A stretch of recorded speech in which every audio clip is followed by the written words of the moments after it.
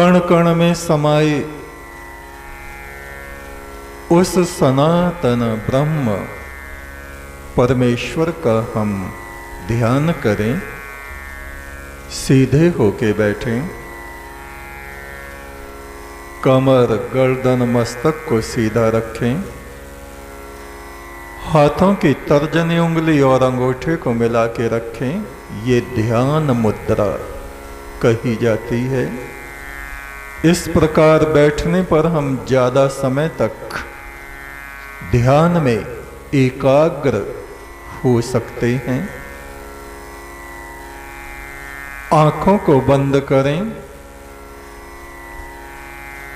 बंद आंखों से मस्तक में ब्रह्म ज्योति को देखें। उसी ज्योति में से उठते हुए नाद गुंजार को सुने। आती जाती हुई सांस पर ध्यान दें। गहरी शांति का अनुभव करें।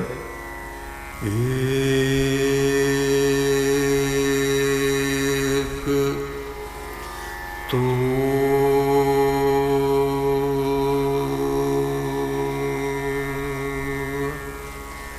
सच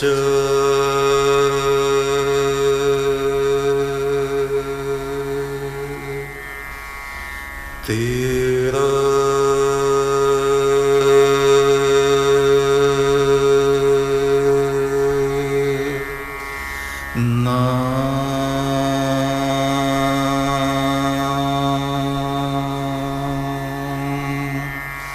सच्चा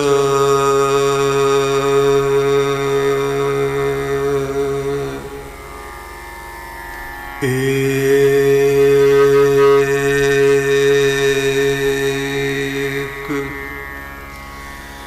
तो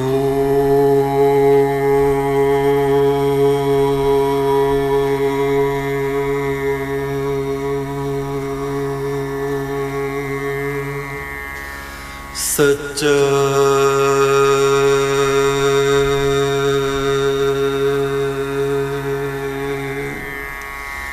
तेरा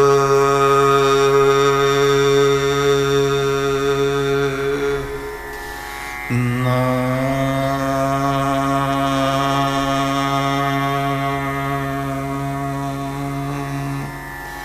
सच्चा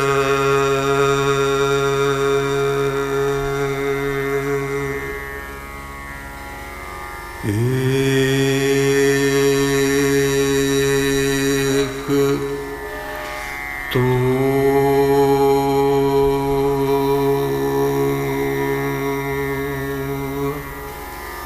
सच्चा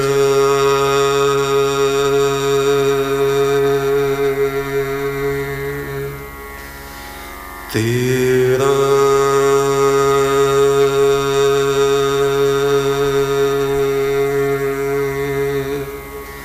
नाम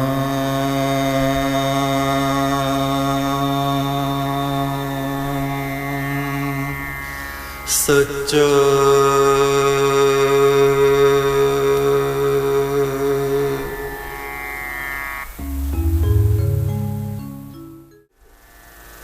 रुद्र वीणा, जिस वीणा में दोनों तरफ बड़े बड़े तुम्बे होते हैं, इधर भी और इधर भी, शिव उस रुद्र वीणा को बजाते थे।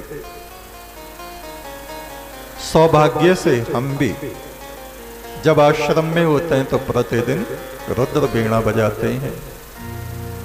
सामवेद भी गाने का हमें सौभाग्य मिला है। एक मंत्र को छोड़े बगैर पूरा सामवेद हमने गाया है। उसको आप इंटरनेट पे सुन सकते हैं। चारों वेद हमारी आवाज में आप सुन सकते हैं। ये हमारे महापुरुषों की परंपरा है। उस परंपरा का हमें आदर करना चाहिए, सत्कार करना चाहिए। वेद ईश्वरीय वाणी है जो देवताओं के भीतर से, मनुष्यों के भीतर से प्रकट होती है। न तस्य प्रतिमा अस्ति, उस परमात्मा की कोई प्रतिमा नहीं, तस्वीर नहीं। मंदिरों में जितनी तस्वीरें मूर्तियां रखी हैं, पत्थर की हो या पीतल की हो या सोने चांदी की हो, ये सब हमारे बुजुर्गों की तस्वीरें हैं, हमारे पूर्वजों की तस्वीरें हैं। और वे सब पूर्वज, चाहे वे देवता हो, चाहे ऋषि मुनि हो या गुरु हो, कोई भी, वे सब उस परमात्मा के हाथ के बनाए हुए हैं। और उन सब का आराध्य देव वो परम ब्रह्म आदि देव परमात्मा ही है। वे सब उसी की आराधना करते हैं। शिव के आश्रम में ही सुखदेव मुनि और उनके पिता व्यास मुनि रहते थे। दोनों प्रतिदिन वेद का गायन किया करते थे। आज के वक्त में वेद की बात करो तो लोगों को ऐसा लगता है पता नहीं कौन सी बात कर रहे हैं, उनको समझ में ही नहीं आती। तरह तरह की पूजा मंदिरों में जारी है। अपने महापुरुषों का हमें सम्मान करना चाहिए, लेकिन जो हमारे महापुरुषों की आत्मा है, ईश्वरीय ज्ञान, यदि उसको ही हमने खो दिया तो फिर हमारे पास बचा क्या है। हम अपने देवगणों का सम्मान करें, उनकी जो वाणियां हैं, वेद में नारायण विष्णु की वाणी है, सहस्त्र शीर्षा पुरुषः, पूरा पुरुष सूक्त नारायण ऋषि के द्वारा रचित है। विष्णु कश्यप ऋषि की अदिति नाम की पत्नी के 12वें सबसे छोटे पुत्र थे। उत्तरकाशी जाते हुए हर्षिल स्थान पड़ता है, वहां पर वृंदा के श्राप से कश्यप पुत्र विष्णु पत्थर बन गए, शिला बन गए।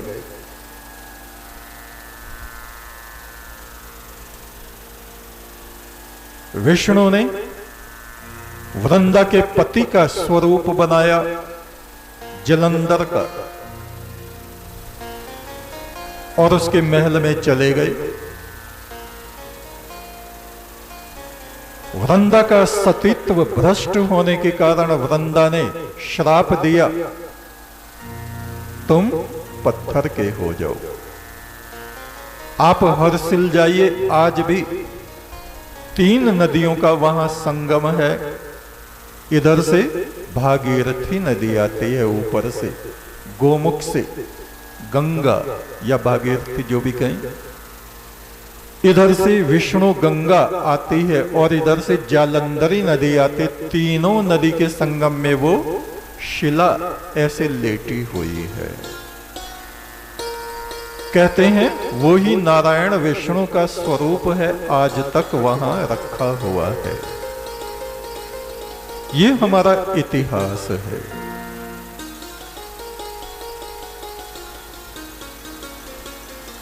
ब्रह्मा,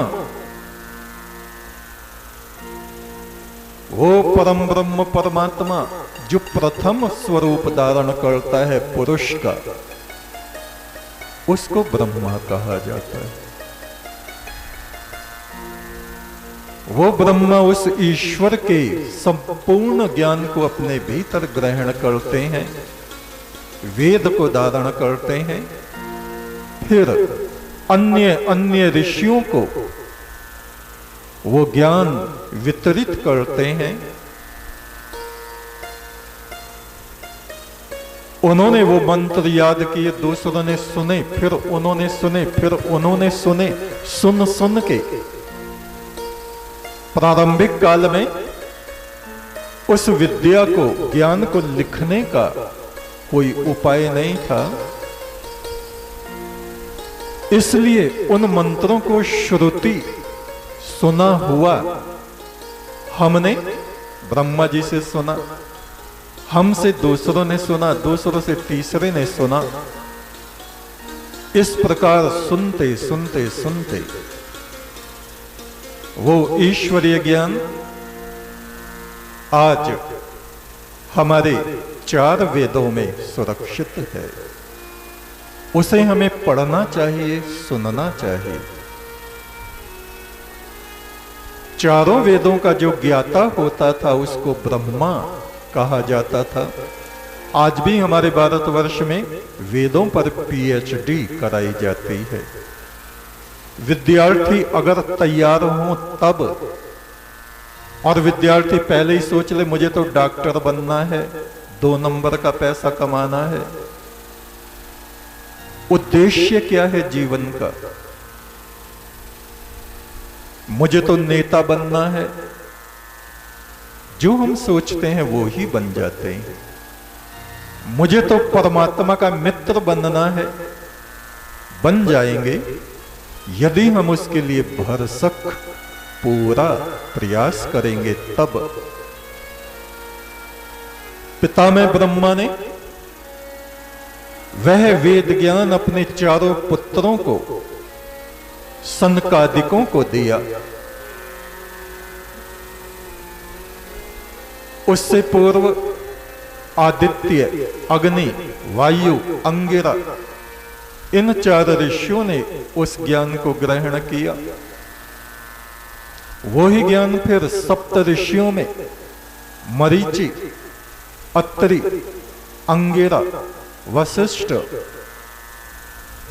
क्रतु आदि इन 7 ऋषियों में पहुंचा। वो ही धारा ज्ञान की बहते बहते राजा महाराजाओं में पहुंची।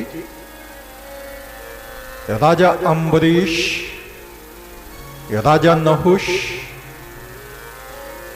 राजा ययाति और भी कृष्ण महाराज जो यदुवंशी थे, प्रभु राम जो सूर्यवंशी थे, मनु महाराज जिनसे सूर्यवंश प्रारंभ हुआ।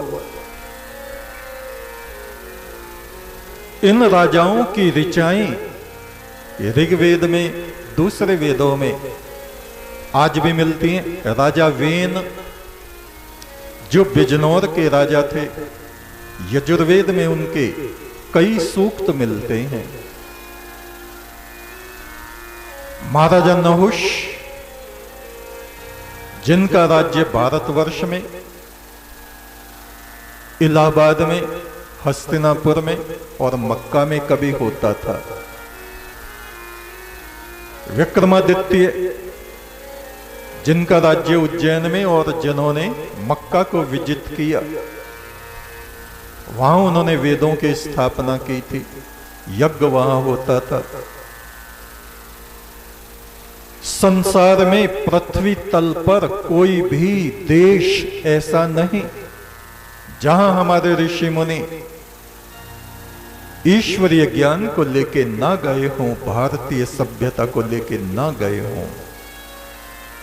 अगस्त मुनि शिवपुत्र कार्तिकेय को लेके उन्होंने संपूर्ण पृथ्वी की परिक्रमा कर डाली, धर्म परिक्रमा।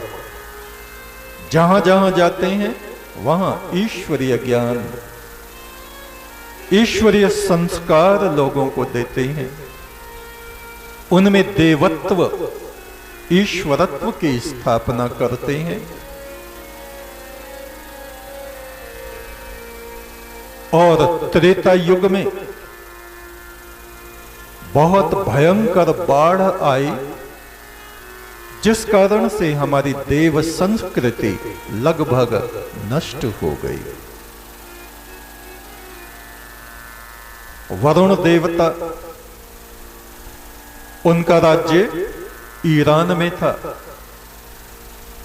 मृत्युदेव यम, उनका राज्य ईरान में पर्सिपोलिस, आप नेट पे सर्च कर सकते हैं। आज भी उनके महल के अवशेष बाकी हैं, जिनको तख्ते जमशेद कहा जाता है। जमशेद क्यों कहते हैं ये भी आप सुन लें।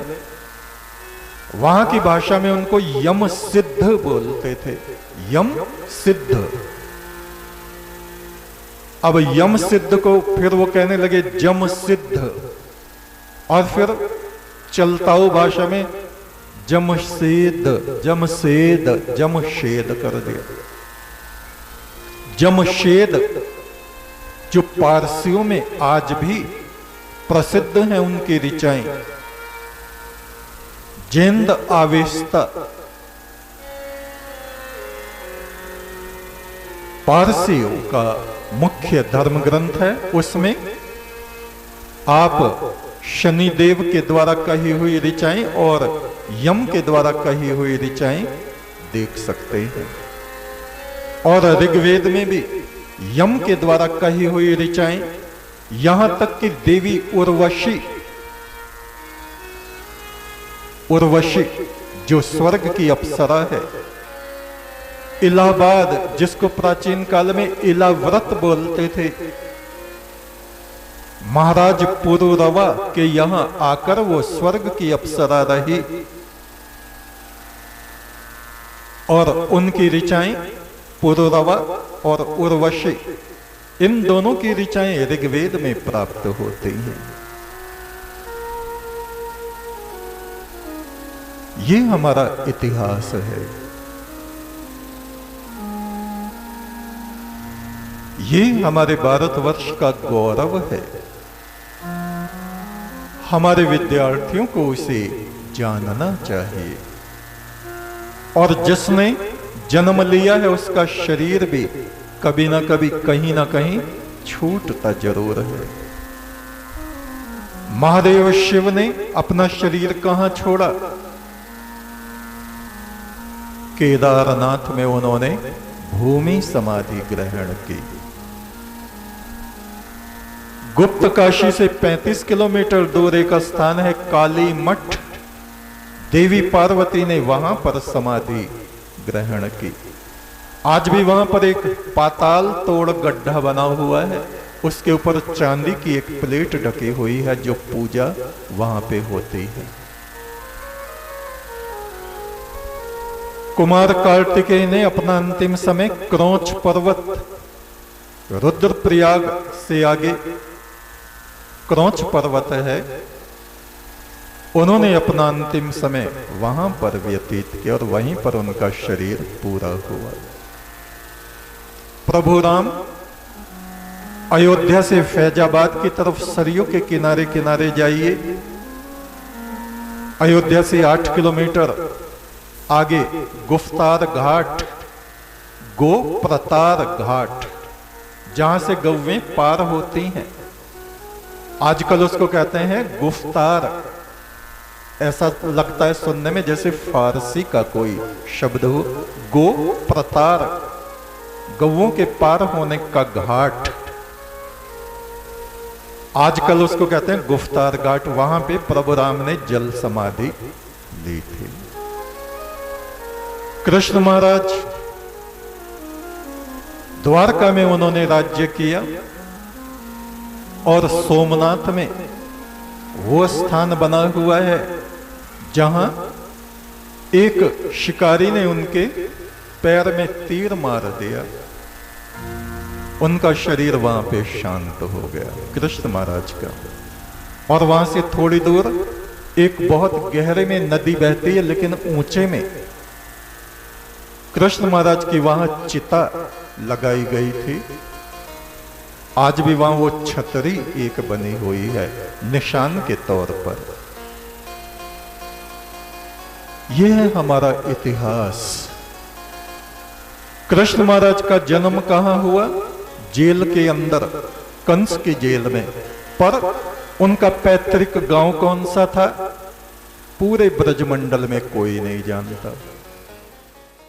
एक तू सच्चा, तेरा नाम सच्चा, संसार के मालिक तेरा नाम सच्चा। एक तू सच्चा, तेरा नाम